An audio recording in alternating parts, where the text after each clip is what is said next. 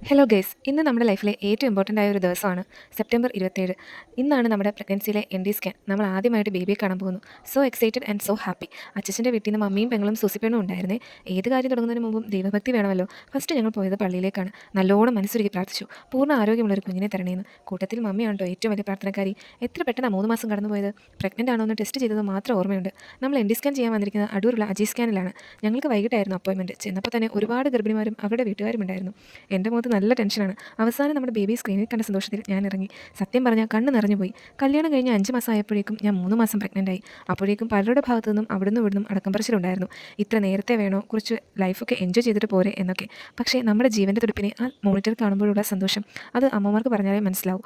മമ്മിയും നാത്തൂനും റിപ്പോർട്ട് തലങ്ങും വിലങ്ങും ഇരുന്ന് വായിക്കുന്നുണ്ട്.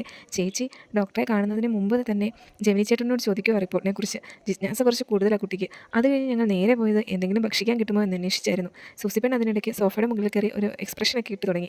ഞങ്ങൾ ഒരു പ്ലേറ്റ് സാൻഡ്വിച്ച്, കരിക്ക് ഷേക്ക്, ബദാം ഷേക്ക്, ലസ്സിയൊക്കെയാണ് ഓർഡർ ചെയ്തത്. അപ്പോൾ റിപ്പോർട്ട് റിസൾട്ടും ബാക്കി കാര്യങ്ങളും വേറൊരു വീഡിയോയിൽ കാണാം. Tata, bye bye.